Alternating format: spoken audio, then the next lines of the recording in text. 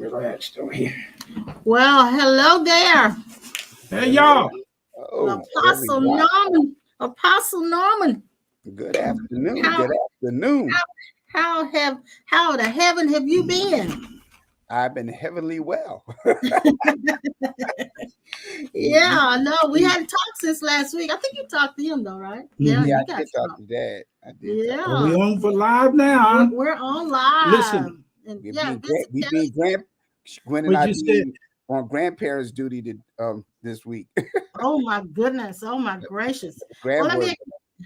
let me acknowledge who's here. Vincent Kelly's here. He's the hungry bird today. And then Connie's coming in second. Hey, Vincent. Hey, Connie. Hey, Kim. And Linda Langdon is in here. Hey, Linda. And we're glad you guys are with us. We don't have a clue what we're talking about today, but yes, I do. you got a clue. Mhm. Oh, he got Yeah. good kids. He got a clue. He got a clue. Yes, I do. Don't talk to me like that. What did we talk about last time? We had a great conversation, was but I real can't good. remember all of the things we talked about. Man, and so what has your week been like? My week has been busy. Busy. So Yeah, has ours, yeah. So has ours. been busy.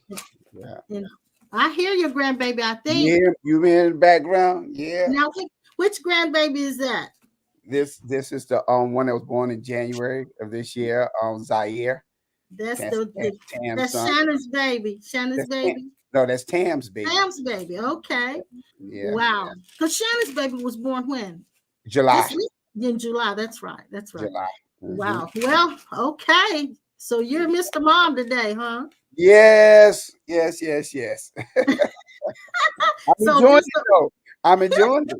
I'm So having a just- ball with him.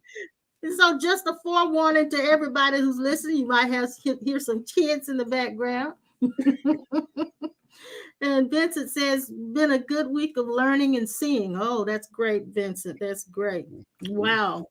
It's been a week of decision making for us, hasn't it? Yes, ma'am. It's been a week of decision making. We've had to make decisions about a lot of things, and came to some conclusions and resolutions that feel good to us. So we just to give you a personal view into our lives. At our age, we're thinking of downsizing. Been talking about downsizing for years, for like 3 or 4 years now. And because the house is just the two of us and the dog, and it's big and more than we want to take care of. But the more we talked about selling, the more we realized that's not what we want to do. Even though in the secular world, it'd probably be the wisest thing to do.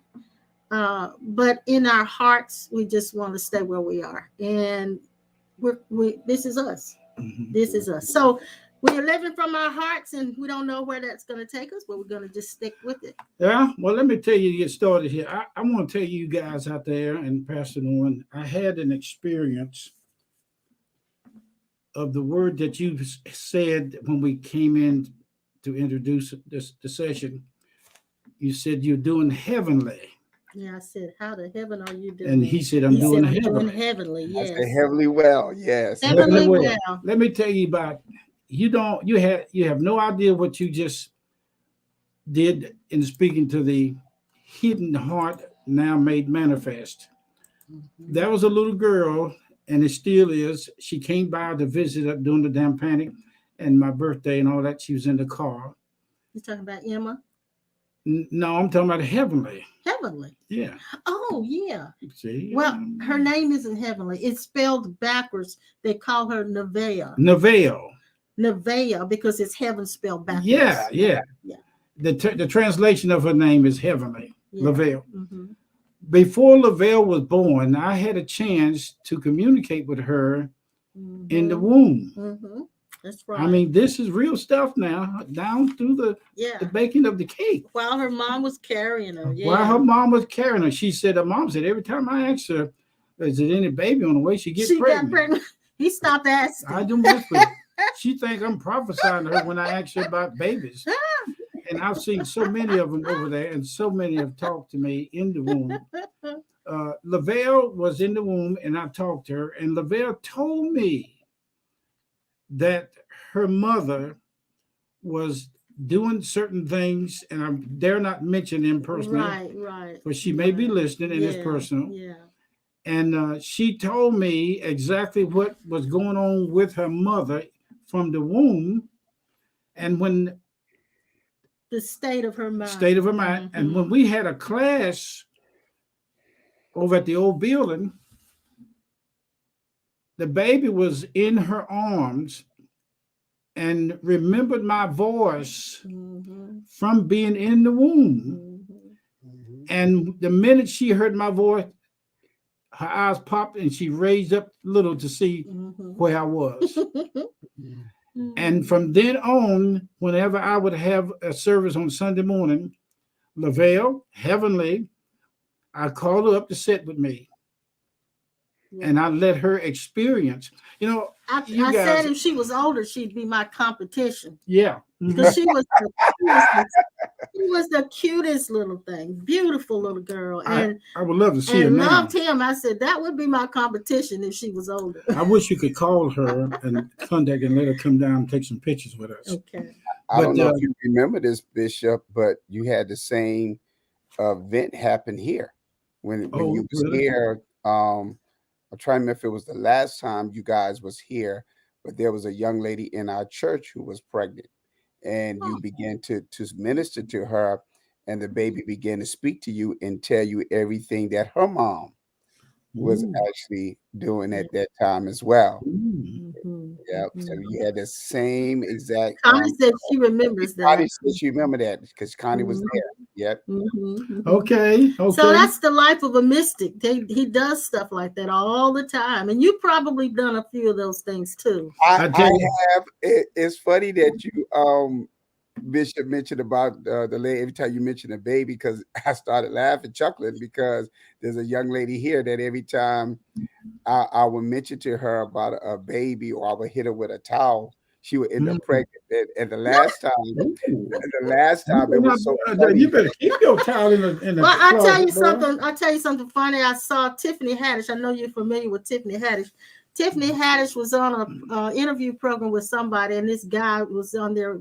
It was two of them being interviewed, and they were flirting with each other, kind of playfully flirting with one another.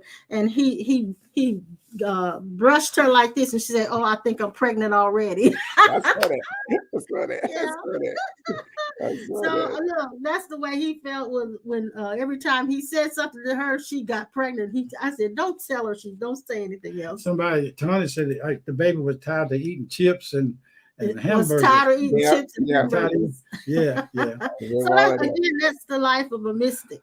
You know, hello, Sonette. Glad you're here, sweetie. It brings a bunch of water in my eyes and brokenness. Lord have mercy. I got to tell you another funny story because he's getting mushy on us. But day before yesterday, he had an appointment with a neurologist for his back. And when he got ready to go, he was already dressed, and he said, "I'm gonna go change." And so I said, "Okay." So he come downstairs, and lo and behold, that's your words. That's what you always say. Lo and behold, he had on his buffalo plaid red pajamas. And this is what he went to the doctor's office with. Now, these people, they remember him from the last time he was there, and they said, "This is Santa Claus, and this is Santa Claus reincarnate." And they said Santa Claus came with pajamas on. They were so happy. I'm thinking, oh God, I want to just hide. But then they were just excited, like, here it comes, and he's got on his pajamas. He made their day. So I'm saying that to say this: being who you are, as you are, because other people don't feel comfortable with it, that doesn't really matter. It's you, and you have to be authentic to yourself. There are 15 employees in that doctor's office that I'd like to take. You know that what are that real special candy? The Lindor chocolates. Lindor chocolates. We should get paid for this. I want to get 15 of those small bags and take to them, but it's about $30-$40, and I have to wait till my boat come in through my love gifts to buy those and give them to them. But I'd like to go over there, and I've done this many times in doctor's office. Yeah. They gave me permission to walk around to each one of them and put the bags of candy in their hands as a Christmas gift. But I remember one time, Pastor, that was one of the nurses, with two of them in the room, and they was prepping me to get ready for an exam, the blood pressure. And one of them on my right was in front of me, and I began to talk to her about the mystical side of childbirth. And I gave her information about a baby that she had that she never told anybody, even her family, that she had. Let me elaborate, because please. In this case, there was two women in the room. Two. There was one on the machine because you were getting ready to have a EKG or something like that. EKG, that's right. So this other lady walked in, other nurse walked in, and I remember she was really tall, and she was standing by the door, and you asked her, you asked her how many children she had. Yeah, always For do. some reason, I don't know why you asked that, but you always did. And when you did, just getting to know her, she mentioned that she had two. And he said, "Are you sure?" Because I could see the other one. And she said, "Yes, I'm sure. I know she said, "I know it's only two." He said, "Oh, I see another one." And she said, "No, I know there's only two. I don't have but two that's children." what she said. That's and right. she Exactly. she briskly walked out of the room. And she came back. She walked out real. Yeah. But I went through some other things with her. Yeah. Go well, ahead. You want to tell some more? Well, anyway, when I asked her that she had children, she said no. Yeah. And I said, "Are you sure?" Yeah. I said, "Because I see one that's in heaven that is calling you mama." Right. But then she walked out the room. She did. She abruptly. Yeah, very abruptly. She pounded out the room. Yeah. And she left. Go ahead. Left, and we were sitting in the room waiting for I can't remember what we were waiting for, but the door was cracked, and we actually saw her sitting at her desk. She was crying. Yes. And you went out to find out why. Did she tell us this in the room too? No. Okay, go ahead. You went out to find out why I said, crying. Maybe I need to go ahead and straighten this out because I didn't mean to offend her if I did. I need to apologize to her. Yeah. So when he got out there to talk to her, she actually admitted to him that there was another child that she had aborted that nobody knew about it. The father, the nobody, father parents, not anyone. Nobody knew about it. And she was just completely floored. Now, I don't know whether she's still working over there or not, but these are the kind of people that I was told that I would meet on this side. And he said, everybody that I meet, I'm supposed to tell them that I see him in them. And after that incident, he was able to minister love to her and forgiveness to her. I did. So that she would know that God is not angry with her. God is not, condemning her for that. And that child is still her child in heaven. And that was so good for her. Because she had never exposed that. There was a lady that came into the class, Pastor, and I'm going to stop and let others say something. And that lady, well, I'm about to lose the train of thought in that. Then I lost it just that quick. Well, then maybe it's just because we're not supposed to continue telling the stories. Wait a minute. I feel something that's coming. I'll get back to it later because it slipped away in the stream. But I've had that experience so many times. And I think that the experience itself is we're not to inflate the fact that you had those giftings. And it's not about that, but it's about how those giftings really serve to help people move forward. A lady came in the office. She was one of the people that worked at the college. What's to say, A&T. But anyway, I said to her, "Ma'am, you have a cousin or somebody that you talk to on the phone?" She said, yes. I said, "I see this person crossing over." Yeah, I remember that. You remember that? I do. And she said, no. She said, "I just finished talking to her." This is when you were taking office hours at the church. At office hours. And she said, she no. was sitting there with you talking, and you said that. Yeah. And she said, You no. remember that? She said, no, this person, I just talked to him this morning and they were fine. And I said, okay, but I'm telling you what I see. So she left. She left in disbelief. Yeah. Thinking, you missed that. Yeah. Yeah. And she came back. She called first and told you that what happened was the moment you said that, her aunt was dying. At that time. At that very moment. So and again, this isn't to pat you on the back or toot your horn, but it's to say that these giftings are given to any of us as individuals to help people move forward and to bring them to a deeper level of their own faith. This is the result of the kind of I hear the council speaking to me in words that I can't understand, but I'm aware of the knowing that I'm saying to you. These are the events that take place in the pathless path of waking up to your true self. I used to think they were gifts, but they're not. They are the normal functions of, in Eastern sense, it's called the Tao, the Tao. It's the normal function of it's the woo wee. The woo wee, that's the presence. Chop wood and carry water. Yeah, it is called no more carving of the wood or something like that. I want to say it, but it means that. Yes. And so here we go, and these events come up. I was coming from not Moncton, but down in South Carolina, part of South Carolina, Marion, and I had seen a lady's mother who was the little boy grandmother, her son, in Florence, South in Carolina. Florence. Okay, yes. And I saw her over there, and she was standing with Jesus, and they were communicating with me. Tell the little boy how I had a massive heart attack and had to leave to come over on the other side. And the little boy never understood why she had to leave. He wanted to know why his grandmother left like she did. And I was told that he was ready to hear. Her mother told me that he wanted to know. So I told her.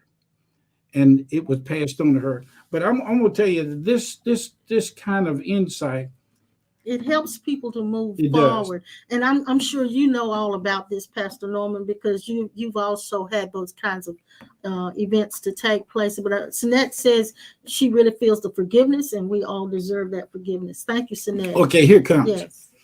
There was a lady in our service that had a handicapped child.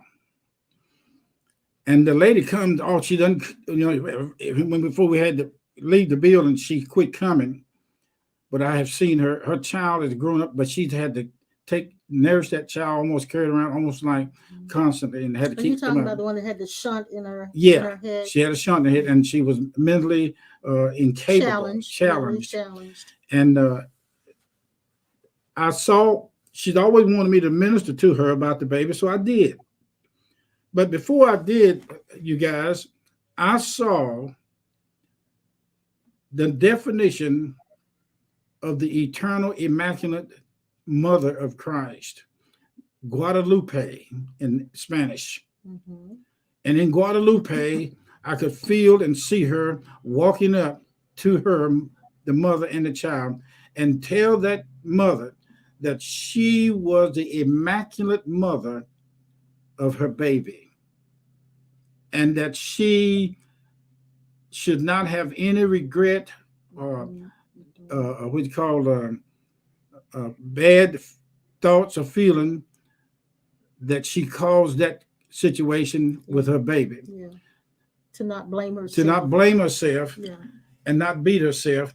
And Jesus' mother appeared to her. I remember that Sunday because you ministered to all of us women and said that we all were the Immaculate Conception. Yes. And that the forgiveness was apparent to us. It was being presented to us to all be forgiven of everything that we ever thought would be. She just revealed to me then right now, thousands of babies are being born. Now listen what Vincent says. Okay. Vincent, that's really interesting. Vincent, he said, I was just studying the Mother Spirit Guadalupe. Ooh. Wow. Ooh-wee. So, Ooh-wee. So Mm. And she told, I was just told that millions of babies are born, and how it's done, I don't know. But there's a great big business going on with her appearing in the room with every child. She stands over every child as the infinite, eternal Guadalupe. Now, for the sake of logic, the Virgin Mary, the Guadalupe, is the sign or symbol of the Immaculate Conception. The Immaculate Conception is the perfect, pure concept of ourselves as one with God. That's what the Immaculate Conception is supposed to be for us. And it didn't mean that she was more pure than every other woman. It just meant that was conceived by her is what we are conceiving in our spirits right now. And so it's very interesting that we went in this direction today. And I think it's because you were playing grandparent. Yeah. And enjoying it. Yeah. So that the power or the energy of reproduction to create out of our essence another being is automatically Immaculate Conception. It has nothing to do with being special, right, individualized. It is what is all of life. The life of God encompasses. The forgiveness that we are seeing through telling people that Christ is in all is that you're now seeing the infinite forgiveness all over the universe. I have no desire to go all over the universe because I am already over the universe. So the dust has settled. I can sit down now under the Christmas tree and get me a bowl of pintos and a poke of cornbread and look at the lights going on and off and see Christmas take place in a big blast. He said that because I started decorating this week. It is the most wonderful time of the year. Yeah, I was gonna say. It's his time of the year. It is this time that I never lose sight of. Christmas is who we are in the eternal essence of the gifts of people, the gift of each other. Yes, the gift. We are the immaculate perfection of eternal love. And I am convinced that there is nothing more important than the people in our lives that love us and those that we love. There is nothing more important. That's true. I remember, and we're talking too much because you're not even getting a word in. I'm being. I know you're being, but I'll say it a little bit. I wanted to just mention this as well. When my mom was living and she had the Alzheimer's, her last Mother's Day that she was cognizant, all of us kids got together and we decided we were going to go over to the house and spend some time with her at one time. And we had all together, and we had gifts that we were taking to her and all of this stuff. When we got there, and I may have said this before, but when we got there, she was so excited. And we handed her the gifts, and she looked at the bag, and she threw the bag over here. She looked at the box, threw the box over here. And she was more excited about us than she was the gifts. And she said, you my present. And I thought, man, she got it. It's not the gift that you get. It's the gift that you are that is important. And so it's really, and specifically this time of year, recognizing that we are all each other's gift. I am so grateful for you, Pastor Norman. I am too. I am Yeah. so grateful for all of you guys who are All of you listening out to there, us. all down the line. Yes, yes. Listen, you are the contentment, infinity, impartiality. There's no separation in partiality. You are beyond the ego. Mhm. You are the living flow of God. Mhm. You are the expression of God that manifested in the human form. Oneness. Yes. You're free of the void of the distance. You have collapsed the space between you and God, Yes. and you are the complete fulfillment, satisfaction. You are the inner conviction that God and you are no longer at a distance from each other. We're actually the proof that God exists. Yes, yes, Exactly. yes. Mhm. Exactly. Mhm. You are convinced of that. Mm. Go ahead. Go ahead. You were Okay. saying, No, I was clearing my throat, but okay. I was blessed by what the statement that y'all made concerning us being gifts. Every time this year, of course, you know, we that are pastors and we still yet kind of in that same circle, we kind of come up with messages that kind of relate to this time of the year. But Mhm. for years, and I think if we all can make that shift, and that's what we was talking about last time, if we could all make that shift in perception, as y'all made reference about us being gifts, and even scripture said that he gave gifts unto men. He wasn't talking about special abilities and talents that we utilize, but he was talking about individuals or entities Yeah. that we Yeah. are. And if we could understand how we are gifts, you know, for example, I always give the example, you know, when you receive a gift, whether it be a birthday present, uh, again, a gift for Christmas, it's a way you handle that gift. All right, you don't take that gift and you just don't throw it to the side, or you don't reject it. You show a level of appreciation, and Yeah. so that's where we need to understand that. And you know what's so amazing? Each gift that you get during those holiday seasons, they're all different, but Yeah. you appreciate each and every one of them, and especially giver. If we can look at one another as gifts to one another, Mhm. Mhm. and Now, what's so now, awesome is Yes, yeah, I want to say to Nancy. yeah, I the do too. gift that we Believe that. often receive in the natural, the gift that we often receive in the natural, the person is always is trying to give us something that would kind of uh, connect with our personality, Yes, or who yes, we yes. are. Well, if we could understand that we all are gifts to one another, then we will also understand that the person that is a gift to me, like you guys, y'all are a gift to me, but y'all are a reflection of me. And Mhm. so that is a gift that I can see myself in you guys, and you guys can see yourself in me, and we can appreciate even the differences that Yes, we yes, exemplify on this side of yes, this dimension. yes, Yeah, yes. Real gifts. When you see that person as a gift, real relationships are non-demanding. Mm-hmm. oh, that's good, Ma. We whenever there's an anniversary, a birthday, Christmas, yes, we think about giving each other gifts, but most of the time we both don't give each other anything because we value each other so much. Mm-hmm. And so it's like, okay, I don't have to give you anything. And so, but I do it. If I do it, it's okay. But it's like it's not an issue Mm-hmm. Exactly. Not a because, must or a need.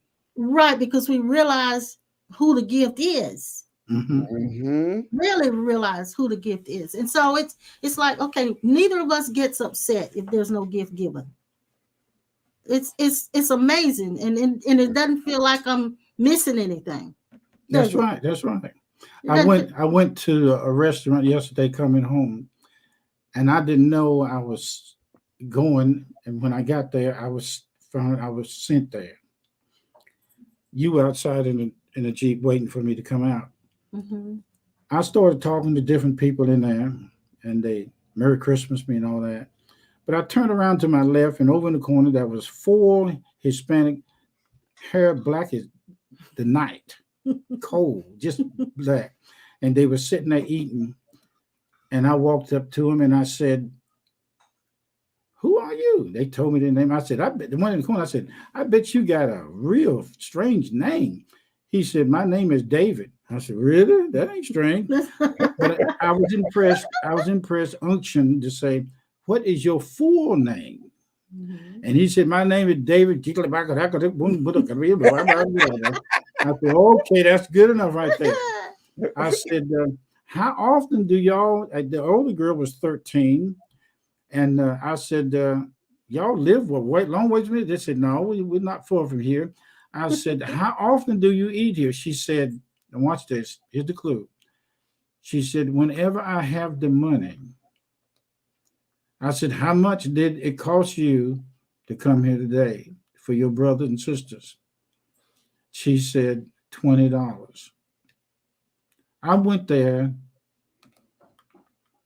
to give Jesus Mhm. the money to come back again. And here's what I told her. And I know I may not see her today, but I put a hook in it. I said, "I'm going to give you this." And I said, "Tomorrow around between 3 and 4, I'll be here." But she don't know how be I there. She don't know how I be there. How be I there? How be I? How I be? I be about be I bo. I knew you were going there. Hey, and I put it in and she said, "Oh no, I don't need that." It's hard to receive when you've been giving all your life. I gave it to her. Mhm. Mhm. This is not just for Christmas. Mhm. It is for the life flow that never ever stops unless we decide that it is not us. But let me tell you about the mystery Now, behind this. we've got some Yeah, I know comments that. we've got to The address. mystery behind this, you will come to the place that you'll see Mhm. that even when you slip out of joint, the power of the presence bypasses every block. Yes, it does. Mhm. Okay, now you got to talk to people. Yes, and I want to particularly for Nancy. Nancy, I applaud you and commend you for That's a long making this subject. public. And it is not something that we won't go into in a whole lot of detail, but the guilt that you may have felt all your life regarding this. Ask her on screen online. Do we have permission to speak to her? Exactly. Well, she's asking this question. Yeah. Is it possible to But to speak speak to a it, little, yeah, we can speak, but some of the things we might say or act maybe a little personal. maybe personal? We'll try to stay out of it as much as possible. Yes. So give us some insight, Nancy, if we have permission to go into. But if you're asking our beliefs regarding abortion, we can tell you that we no longer have a lot of judgment about abortions. Our goddaughter had to have abortions because of true. her medical I reasons. mean, it was really And it serious. was a real time of reflection for us, because our belief at the time was that it was a sin to have an abortion. You're killing. But then when we realized it was trading our daughter's life for the children's life. And it was two babies. It was twins. It was twins. And she could not carry them. And if she had carried them, she would have died. And they came so to us. medically, they advised her to have the abortion. They came to us because of our experience. They came to us and asked her, should she have abortion or what should she do about the baby? Exactly. So And now that was a hard one too. it was hard for us because we were confined in our religious dogmas and Mhm. our belief about people being in sin if they did that. And so what we realized from our deeper understanding, our deeper level of understanding, is that God looks at life and death totally different than we do. From spirit. The expiration of a body, it does not affect God the way it affects No. us. Mm-mm. When a baby exits its body, it is simply freed from this limited fleshly apparatus that we have as a vehicle. And it is not, and it is still as vibrant and still a being in the mind of God even after that. So it's like that child still exists. And Mhm. in fact, It does. it exists in a bigger way than it does when it's in the body. So we have a whole lot we could say about it, but I want to just help you to get past that guilt. That child still knows you. That child is not holding anything over on you. If no condemnation about what was done. And God looks at not what we do, Nancy, but why we do it. Exactly. And Okay. so when God looks at us and sees why, like the person who's an alcoholic, God doesn't look at that alcoholic and say he's sinful or she's sinful because she's drinking. But he looks at why that person is drinking. We don't know what pain they're trying to numb. We don't know what pain they're trying to eliminate from their lives. So God looks at it in a whole lot a whole different way than what we do. And I hope that helps you a little bit. Okay. Can I talk to it? Yes, sir. I'm asking for your permission to give you some details about your baby. And this, I'm going to take a chance on talking to you online about this. Yes. I had a problem with abortion based on religion, Mm-hmm. brick and mortar, Mm-hmm. and hell. Yeah. I had a chance to go on the other side and look at a man, a young boy, where I was ministering to his mother that committed suicide. You heard me talk about it. And this boy, while he was over there, long story short, he turned and looked at me. His God and his angel was ahead of him and had just gone in the door of this immaculate structure, like one of the Star Wars buildings. Mm-hmm. And at the step that he went up, it was the rehabilitation area. And he turned and looked at me and told me to tell his mother that I was in direct contact with him. And he said, give her this sign that before I committed suicide, I shot myself.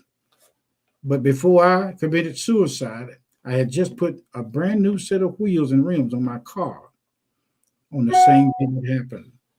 He said, tell her this and she'll know. I turned and told her this, and she said, yes, he just did that to his car before he died. Again, the purpose of the gifting is to help people move That's forward. right. Now, here's another one. I was talking to a couple in my house, and they had just come out of the hospital from losing a child. She was pregnant, and they found out it was stillborn. And when she came, we had a dog here that could see and sense through hear and smell that something had happened to her in her womb. Yeah. The dog. And could sense her emotional pain. upheaval. Yeah, yeah. I was told by the presence that the name of this child, being Robert, was going to come back through another suit or body. Mm-hmm. And it did. And you know, just as sure as gross and eggs is poultry. In a matter of months, she was pregnant She was again. pregnant again, and the child was named Robert Jr. Mm-hmm. Robert Jr. came back. I knew who the spirit was. Now listen to this. I want you to tell me if there's any other children around you or that you are around at the present moment. I'm going to wait for you to respond to that. Talking to Nancy. Yes. I'm talking to Nancy Kelly. I want you to tell me that right now. And I want you to tell me, are you around any children right now? Or is there one particular child that clings to you? I'm going to wait here and see if you respond to it through a note. And then I'm going to say some more about it. Okay. And while you're waiting, I'm going to put Vincent's comment up. He says, how do I express the importance of the gifts and the daily walking in the embodiment of the giver? Well, that's a simple answer. Okay, go ahead. It's the giving of oneself. Give yourself. Yeah. We know John 3:16, for God so loved the world that he gave his only begotten son. But in all reality, when we understand, God gave himself. And Yes. so again, if we realize that we are gifts, and I think that's what the development of the false self has prevented us from doing. We have been hindered from revealing ourselves because we are always on this level of defense because we don't want to be hurt, we don't want to be broken. And so one of the things, and I just had this conversation with a young lady last week, Friday, matter of fact. um she's dealing with some things where she's at pretty much at the midpoint in her life. I'll say around 40. And I had the impression that she needed to drop the walls that she built. And I began to share what I said. I want you to understand, if you're interested in entering into a relationship, and I'm not so much talking about just a boyfriend, girlfriend, but just entering into any type of relationship. I said, I want you to think about something with your guards being up. Who are they being introduced to?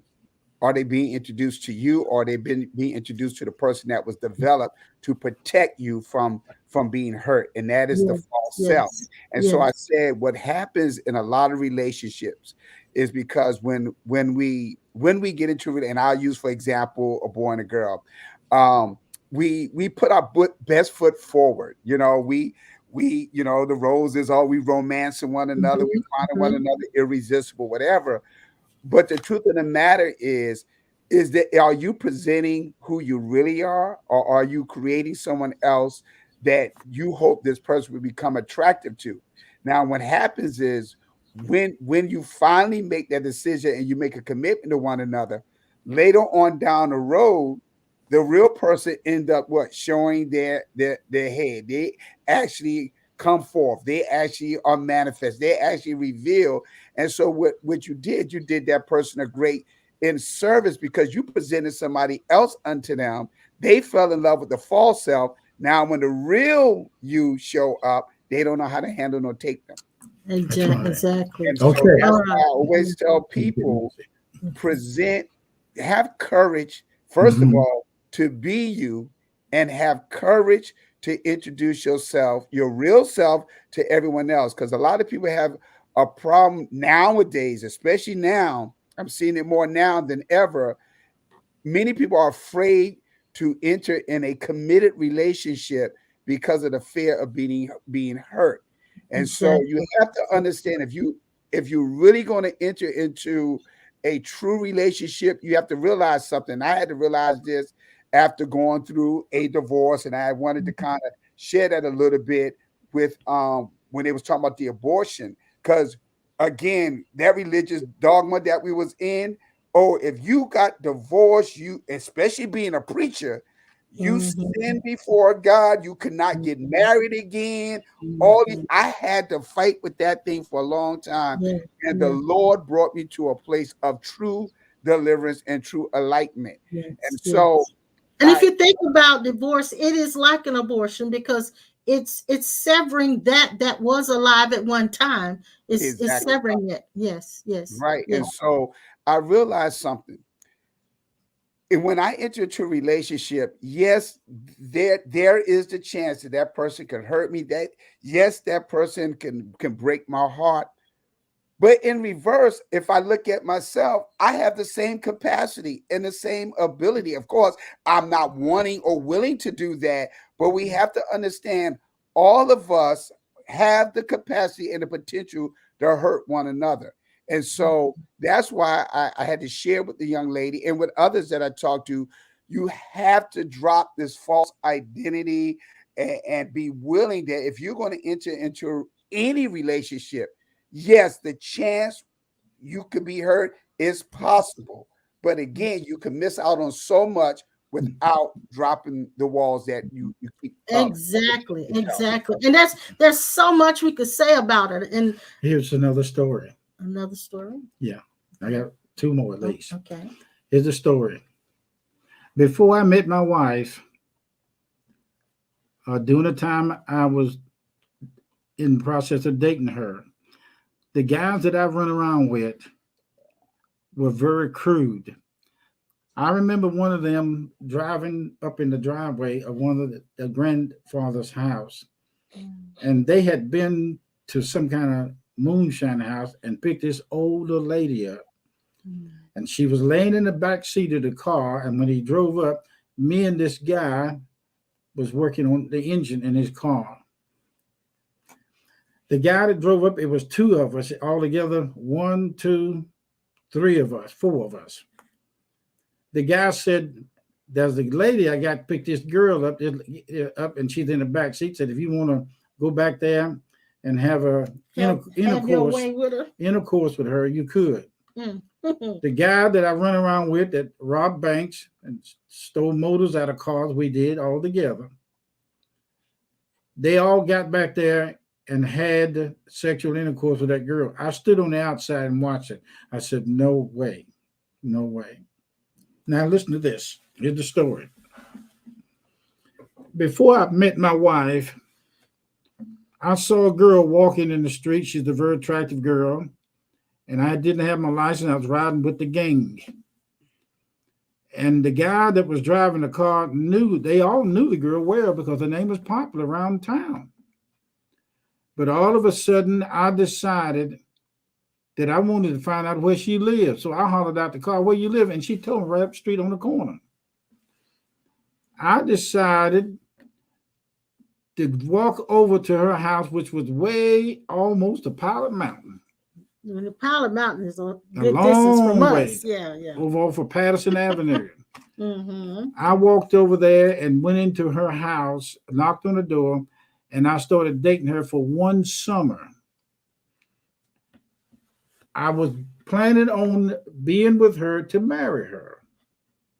I'm sorry, I wasn't going to marry her because at the time we all had agreed we weren't going to get married, so I was going to date her. But I wouldn't. Now listen, no save, no salvation, no knowing about the oneness with God, all that we talk about in spirit, nothing of that. None of that. That was old stuff.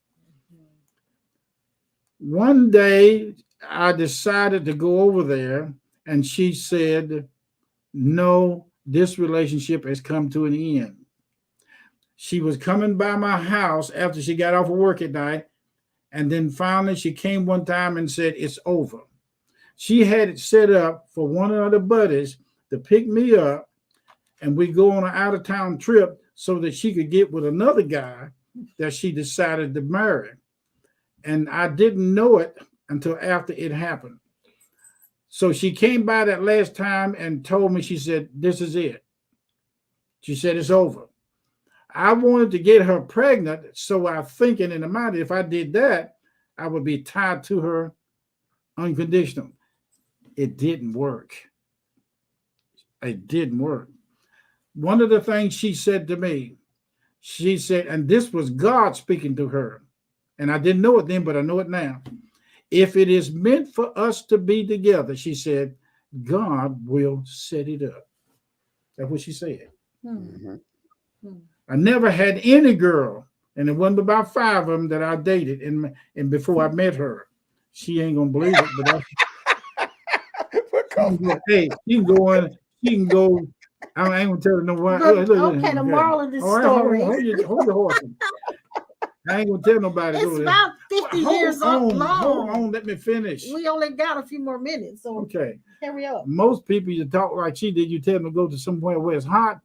I'm gonna tell her to go to the kitchen. Finish your story. Okay, I am. Be still. Be still, lady. Hold your horses, lady.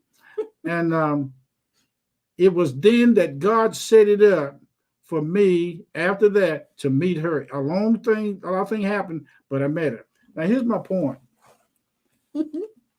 Nancy, the baby that you say physical is, and it was said on site today, the physical world is what dies. Yes. The spirit, if you go spirit, the same juice, Nancy, the juice that lost the suit, and this child that was aborted agreed in spirit for this to take place, and so did you agree to this. But I'm not going to push it on any further than this. That child's spirit came back to you in a son. They don't touch and miss. That's right. When one has the door open to come here, they don't close it. That's right. Exactly. I've seen this on the other Yes. side as real spirit and real events. And then they also sometimes are playing a role in our lives. That's right. That incident played a big role in your life, and so Right, evolution yes, and yes. forgiveness. So it all is all about your evolution, your spiritual evolution. So your child forgave you Yes.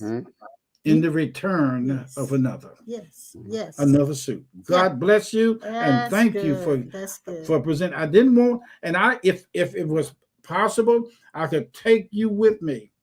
I asked the Lord, I said, how can I get these people to understand that what I'm seeing on the other side is real? He said they can track you.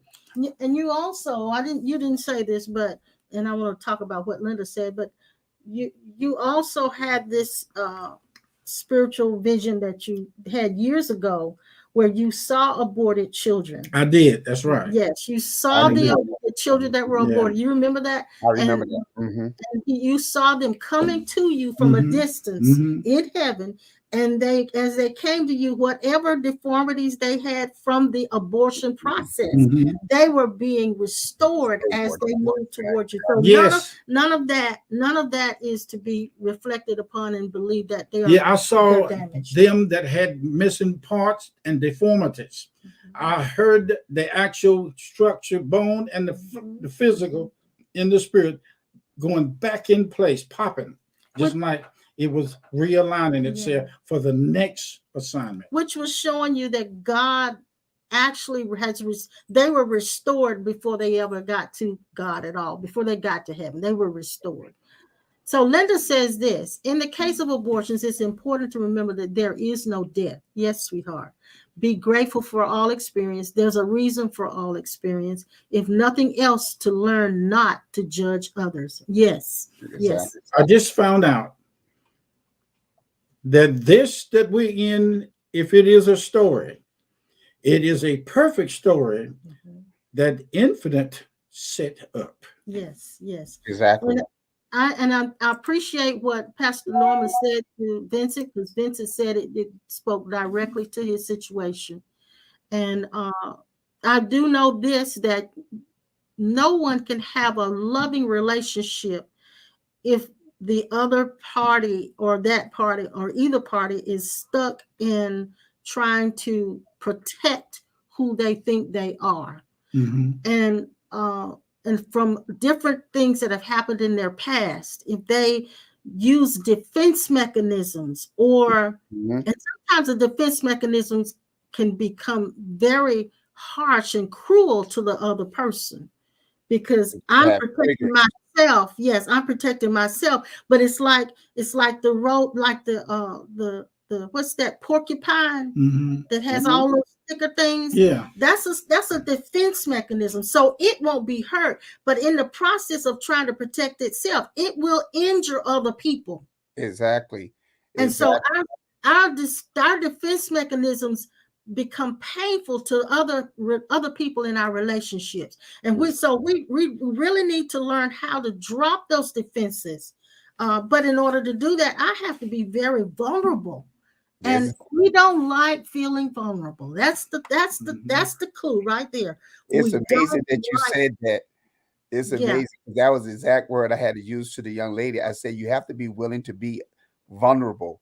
And she even replied to me, for me to be vulnerable, that is uncomfortable. Yes, it's very uncomfortable. And that's where a lot of people are. But if we understand, and because I when I did the study on that, and you was talking about defending a defense mechanism, that is actually the cause of what psychology describes as schizophrenia. Many people have these personalities that are developed because of certain traumas that happen in their lives. And the most dominant personality, which is the protector, it is a result. It is that personality that comes to the surface to defend the true individual that is vulnerable. And those that have those defense mechanisms in play never experience true intimacy in their relationships. Exactly. They cannot, because they're too afraid to let go. And so, and when I say vulnerability, I don't mean being a doormat. I don't mean allowing people to take advantage of you. I'm not talking about that. But what I am saying is that when you're vulnerable, you're simply saying, well, I'll put it like this. Years ago, the Lord said this to me. He said, if you get into a relationship and you really drop all your defenses and let that person in, really let that person in, Exactly. you may be hurt. Yes. But he said this, a broken heart heals fast. Yes. Yes. If it remains open. Exactly. When it closes, it cannot heal. So it's like the moment you're hurt, there needs to be okay, I got hurt this time. I'm going to work through this and I'm going to allow it to be healed. And then when I have another relationship that comes forward, I am not going to carry the history of the previous relationship into it. And when I do, because when I carry that history into that relationship, I recreate that same scenario all over again. Exactly. Which brings us to the law of mentalism. Whatever you think, that becomes your reality. So if I don't let go of the history of hurt and pain, if I keep that thing in my mind, history repeats itself. And it's repeating itself because you're the one that's controlling it and not even aware of it. And then there's no intimacy without vulnerability. You have to be vulnerable in order to be intimate. Now I'm gonna say this. I'm gonna give a plug to Brene Brown. If any of you ever heard of Brene Brown, look her up on YouTube. She's got a whole thing about vulnerability. She's written books about it. It's cool. What she says to you, it'll help you get to that place. Because I know we can't just say that on here and get you to the place of wanting to drop all the defenses. So it's easy to talk about it, but when you actually have to let go and actually have to drop the defenses, it's scary. Like, who was that said that? Somebody here said that it was scary. She said, that's a scary thing. Yeah. It's scary to be that way. Yes. Yes. But if you can have the time to look up Brene Brown, she'll help you to work through that. Well, you guys, it's been wonderful. It has been. Yes. Yeah. That was interesting. And all because you're playing grandparent today. and again, I have to be honest. I'm enjoying it. I'm loving it. I'm just playing with them, cutting up with them, and it does something to you. It really does. It makes you feel so good inside. Yeah. Oh, we love you guys so much. Thank you, Sinette. Thank you, Kim. Thank you, Linda. We love you, sweetheart, and Connie. We love you guys so much. And Nancy and little Vince. Thank you, sweetheart. We appreciate you guys tuning in to us today and listening and at our conversation. Yes. We know it's Christmas time and everybody is out on the street and excited and they're buying gifts. But remember, we are trying to continue on here. And even though we are spirit, physical things has to be attended to. Yeah. And I'm asking you guys, if it's any way possible, we need the extra assistance, and we appreciate you thinking about us. Yes. Is that new? That new? Diana? Yeah. Diana is Vincent's girlfriend. Oh, look at that. I see. He turned her on to us. Yeah. Look at that. Look at that. Look at that.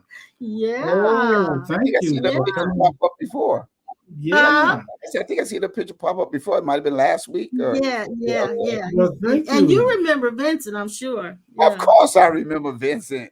I wish we could have a great reunion of the physical. Say that every time. I do. Yeah, that we could come together. Dad, all it has to be done is plan.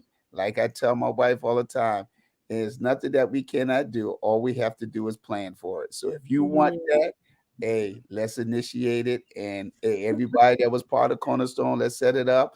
Find us a place that we have a big reunion. But you know, there's some of them on there that live long distance over there, Yeah. and I want to hug them too. Yeah. Yeah. I saw a doctor at the service station. This is it. Let's plan for it. Yeah, I see that there. I saw. How about y'all set it up and I'll come? How Let's about do that? it. Hey, Okay. I would jump on that in a heartbeat. Yeah, y'all set it up. I'll come. I don't want to have to set it up. You guys have a wonderful, wonderful, wonderful day, and you are the wonderful of the event horizon. You are the speed of God moving in and never leave your position. Yes. You're moving and never leave your place.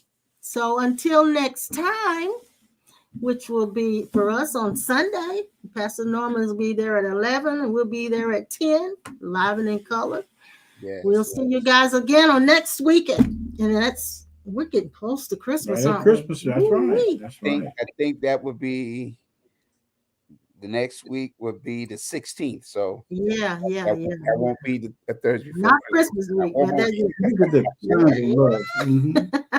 Okay. See you guys later. Yvonne said, see you later. Help us out if you can. Love y'all. Happy holidays. Bye-bye.